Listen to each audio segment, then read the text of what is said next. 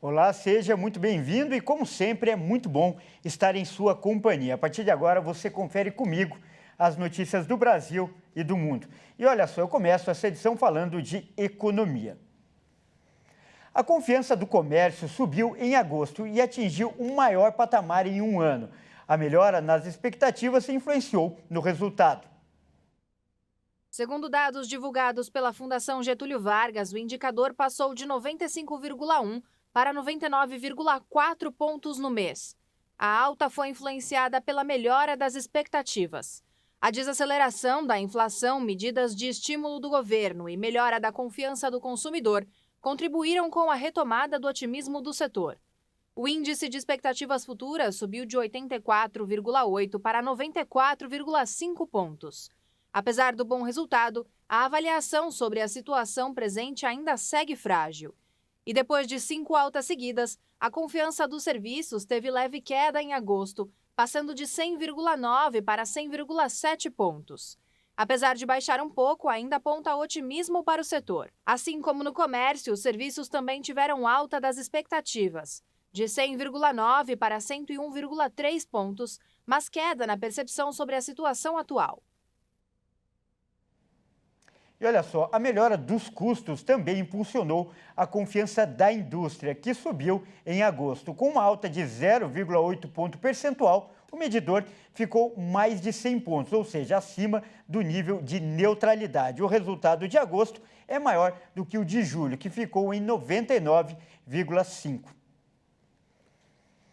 E eu mudo de assunto agora e falo de eleições. Nas eleições deste ano, há muitas opções para o Senado Federal. Aliás, na maior disputa dos últimos 28 anos. Afinal, são 237 candidatos para apenas 27 vagas. A disputa ao Senado nas eleições deste ano tem uma média de 8,8 concorrentes por vaga. Este é o pleito mais acirrado ao cargo nos últimos 28 anos no Brasil. Até então, a disputa mais concorrida havia sido a de 2006, com 8 adversários por cadeira, e a menos disputada a de 1994, com uma média de 4 candidatos por cadeira. No ranking dos estados, o Rio de Janeiro lidera a maior concorrência, com 14 candidatos por cadeira. Na outra ponta, a disputa está menos acirrada em Alagoas e no Maranhão, com 5 candidatos por vaga em cada estado. Cada estado tem 3 senadores, que assumem um mandato de 8 anos, mas as eleições acontecem de 4 em 4 anos. Por isso, a cada pleito, somente uma parte do Senado é renovada, com 1 ou 2 vagas por unidade da federação. Nas eleições de 2018, por exemplo, cada estado tinha 2 cadeiras a serem ocupadas no Senado. Já neste ano, há apenas 1 vaga por unidade da federação. Já na disputa Câmara Federal para um mandato de 4 anos, a quantidade de deputados varia por estado com base no tamanho da população. São Paulo é o que tem mais parlamentares, 70 do total.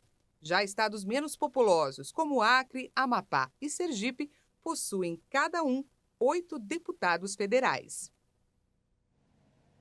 E eu falo de saúde agora. O Senado aprovou a proposta que obriga os planos de saúde a cobrirem tratamentos e exames que não são previstos na lista da Agência Nacional de Saúde Suplementar, a ANS, chamada de rol taxativo. Em junho, o Superior Tribunal de Justiça desobrigou as operadoras de pagarem por procedimentos que não estão listados no rol da Agência Nacional de Saúde Suplementar. E, a partir de então, uma discussão sobre a limitação dos tratamentos pelo chamado rol taxativo começou. Isso porque o STJ entendeu que o rol define o que deve ser coberto pelas operadoras e não o mínimo que um plano deve oferecer. Pela proposta, os planos vão ter que pagar por tratamentos, mesmo que não estejam na lista, desde que sigam critérios como eficácia comprovada, que seja recomendado pela Comissão Nacional de Incorporação de Tecnologias, a CONITEC, no SUS, ou pela recomendação de, no mínimo, um órgão de avaliação de tecnologias em saúde de renome internacional. E, neste caso, ele deve ter sido autorizado para cidadãos do país que sediar esse órgão. Como os senadores aprovaram o mesmo texto que passou pela Câmara, o projeto agora segue para a sanção presidencial. E ainda falando de saúde, os casos de dengue têm disparado no Brasil. O vírus, que tem sua propagação maior no verão, tem preocupado os cientistas também no inverno. Embora o período conhecido como de maior transmissão de dengue seja entre novembro e maio, as mudanças climáticas têm ampliado os riscos de proliferação do mosquito transmissor. O último boletim epidemiológico do Ministério da Saúde, entre os dias 2 de janeiro e 18 de junho de 2022, foram registrados mais de 1.100.000 casos de dengue no Brasil. O número é o dobro de notificações registradas ao longo de todo o ano passado, que foi cerca de 500.000 casos. Até o último balanço, foram confirmados 585 mortes, tendo São Paulo como o estado com o maior número de óbitos, contabilizando 200 mortes.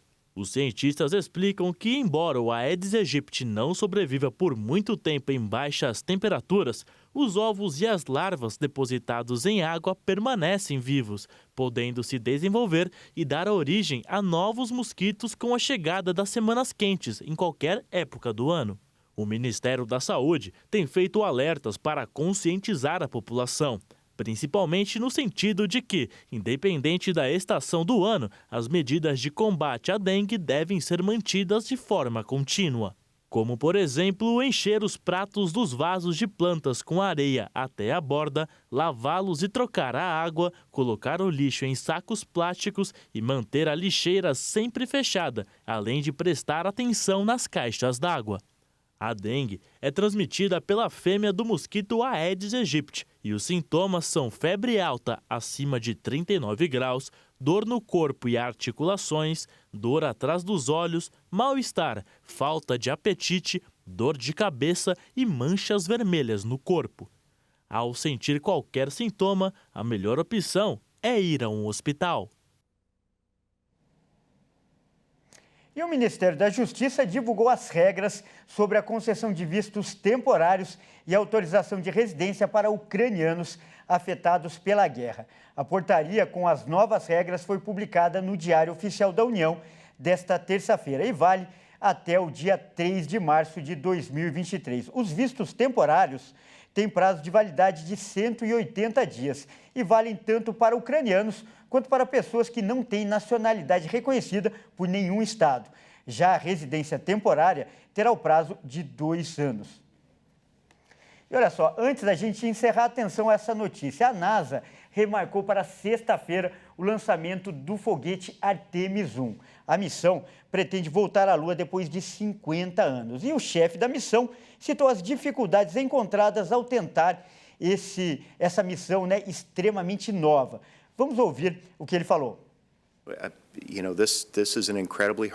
É um negócio incrivelmente difícil. Estamos tentando fazer algo que não foi feito em mais de 50 anos. Estamos fazendo isso com novas tecnologias, com novos operadores e novas equipes, e um novo comando no controle, um novo software. Estamos aprendendo ao longo do caminho.